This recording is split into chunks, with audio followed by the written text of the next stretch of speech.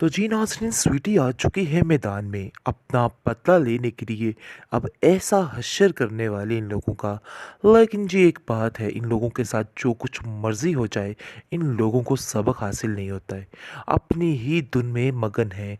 अगले दिन इस बेचारे औरंगज़ेब का सारा बाजू कट गया, लेकिन फिर भी उसको कोई फ़र्क नहीं पड़ता। वैसे का वैसे ही दचके दे रहा है और सब कुछ ख़राब कर रहा है। लेकिन अब शाज़िया की बारी फिर से आ चुकी है। शाज़िया को बार-बार इतने घिनौने चेहरे नज़र आ रहे हैं, लेकिन उसके बावजूद शाज़िया की सेहत पे कोई असर नहीं। यहाँ से उधर होती है तो बिल्कुल पुराने जैसी हो जाती है, लेकिन इस दफ़ा काफ़ी ज़्यादा दचका खा जाती है और चीखें मार-मार के रोने लग जाती है, क्योंकि इस दफ़ा ऐसा हश्र होने वाला है उसका कि उसको कभी भी नहीं भूलेगा। क्योंकि जो तकलीफ़ें, जो ज़ीतें इन लोगों ने गुड्डी बेचारी को दी है, अब स्वीटी गिन-गिन के बदले लेगी और इन लोगों का वो हश्र करेगी कि ये लोग याद रखेंगे। गुड्डी बेचारी मासूम कहती है कि चचा जान, मेरी बात का यकीन कीजिए कि मैंने ऐसा कुछ भी नहीं किया है। पता नहीं क्यों आपको मेरी बात पे यकीन नहीं आ रहा, लेकिन यकीन मानिए, मैं आपका बुरा नहीं चाहती हूँ। लेकिन चचा जान कहाँ सुनने वाले हैं इस गुड्डी की, और कहते हैं कि तुमने जो शाज़िया का हश्र किया है ना, इस बात पर तो मुझे यकीन हो गया है कि तुम ही सब कुछ करवा रही हो और ये स्वीटी के थ्रू ही करवा रही हो। जिस पर गुड्डी हैरान और परेशान है और कहती है कि अरे मुझे उस चीज़ की सज़ा क्यों मिल रही है जो जुल्मों सितम मैंने किया ही नहीं, जो गलती मैंने की ही नहीं, बार बार मेरे आड़े क्यों आ जाती है ये बात।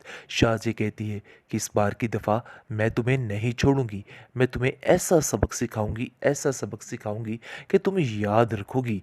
देख लेना कि बाबा जी को बुला के तुम्हारा वो हशर करवाऊंगी कि बाबा जी भी तुम्हें ऐसा सबक सिखाएंगे कि तुम्हारी सारी नस्ल याद रखेगी।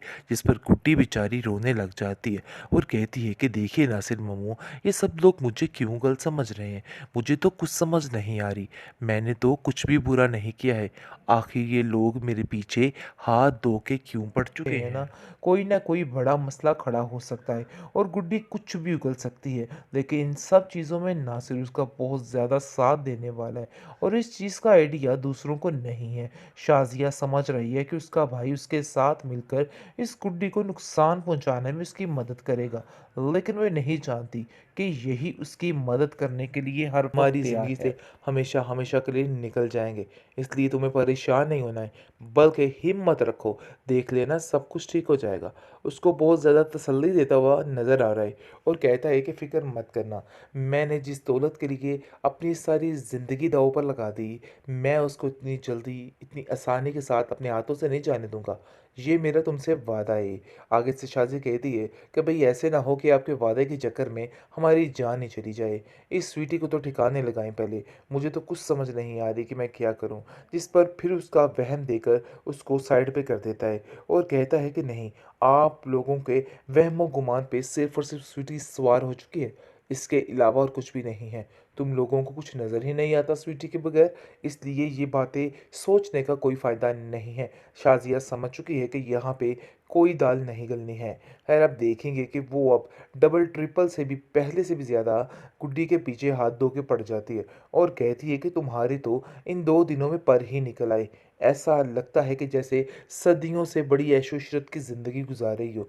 आखिर तुम्हारी ये डैन-डंग कैसे बदले, मुझे तो समझ नहीं आ रही है। लेकिन औरंगज़ेब इन सब बातों को इग्नोर करने की कोशिश करता है और कहता है कि जाओ गुड्डी, ऐसी कोई बात नहीं, तुम रेस्ट करो। सोने की ज़िद और हठधर्मी उसकी जान ले लेगी। पता नहीं क्या कुछ कर रही है और क्या नहीं कर रही है। जैसा कि आप देख रहे हैं कि आफ़ाक ने जो काम उसने अपनी माँ के साथ किया है, वो उसके साथ करके, उसको बेहोश करके उसकी सारी रकम लेने की कोशिश की जा रही है और उस पर तरह-तरह के ज़ुल्म ढाए जाएँगे। लेकिन ये बात सोनी को समझ नहीं आई थी। गुड्डी और हमज़ा समझा-समझा के इसको तक गए, लेकिन इसने उल्टा उनको ही ज़लील किया, उनको ही रुस्वा किया। लेकिन अब देखेंगे कि आफ़ाक जो है वो ऐसे-ऐसे काम करने जा रहा है कि बस ये सोनी याद रखेगी और ये चारों पहलू इसको वही नज़र आएगा। और अब देखेंगे कि फ़िलहाल जो स्वीटी है वो ये सारा माजरा देख रही है। कभी आफ़ाक के आगे नज़र आ रही है और कभी आफ़ाक के पीछे नज़र आ रही है। पहले सोनी को वो परेशान करती रही ताकि सोनी सुधर जाए, लेकिन सोनी को अकल नहीं आई है। लेकिन जी अब अफ़वाह के पीछे हाथ धो के पड़ चुकी है। वो अफ़वाह को कुछ ऐसा नहीं करने देगी, क्योंकि स्वीटी उसका वो हश्र करेगी कि वो याद रखेगी। क्योंकि वो जानती है कि गुड्डी की कज़न है, भई स्वीटी को सारा पता है, टेंशन नहीं लेनी है। स्वीटी को सारा पता है कि वो गुड्डी की कज़न है, इसलिए वो स्वीटी जो है अफ़वाह को कुछ भी नहीं करने देगी।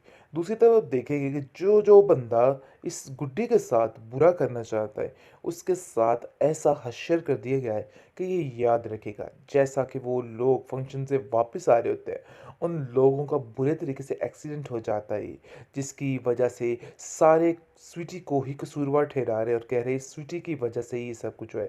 भाई स्वीटी कभी वहाँ पे जाके किसी के आगे गिरी है और कभी पीछे गिरी है, कुछ समझ ही नहीं आ रही है उसकी।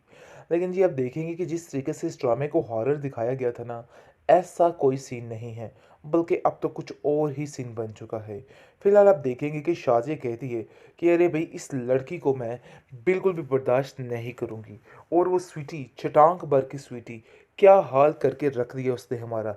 मुझे तो समझ ही नहीं आ रही है कि वो क्या कर रही है। जिस पर गुड्डी कहती है इसकी स्वीटी तो मेरे पास थी।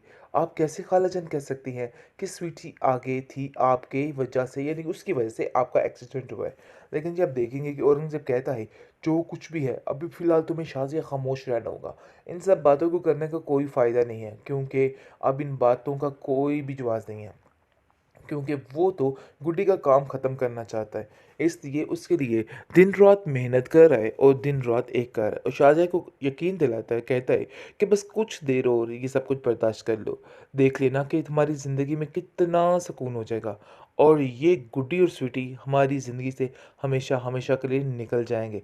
इसलिए तुम्हें परेशान नहीं होना है, बल्कि हिम्मत रखो, देख लेना सब कुछ ठीक हो जाएगा। उसको बहुत ज़्यादा तसल्ली देता हुआ नज़र आ रहा है और कहता है कि फ़िक्र मत करना, मैंने जिस दौलत के लिए अपनी सारी ज़िंदगी दाँव पर लगा दी, मैं उसको इतनी जल्दी, इतनी आसानी के साथ अपने हाथों से नहीं जाने दूँगा। ये मेरा तुमसे वादा है।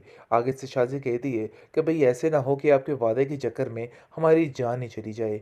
इस स्वीटी को तो ठिकाने लगाएँ पहले, मुझे तो कुछ समझ नहीं आ रही कि मैं क्या करूँ? जिस पर फिर उसका वहम देकर उसको साइड पे कर देता है और कहता है कि नहीं, आप लोगों के वहमो-गुमान पे सिर्फ़ और सिर्फ़ स्वीटी सवार हो चुकी है। इसके अलावा और कुछ भी नहीं है। तुम लोगों को कुछ नज़र ही नहीं आता स्वीटी के बगैर, इसलिए ये बातें सोचने का कोई फ़ायदा नहीं है। शाज़िया समझ चुकी है कि यहाँ पे कोई दाल नहीं गलनी है। ख़ैर आप देखेंगे कि वो अब डबल ट्रिपल से भी पहले से भी ज़्यादा गुड्डी के पीछे हाथ धो के पड़ जाती है और कहती है कि तुम्हारी तो इन 2 दिनों में पर ही निकल आई। ऐसा लगता है कि जैसे सदियों से बड़ी ऐशो-इशरत की ज़िंदगी गुज़ार रही हो। आखिर तुम्हारे ये डैन-डंक कैसे बदले, मुझे तो समझ नहीं आ रही है। लेकिन औरंगज़ेब इन सब बातों को इग्नोर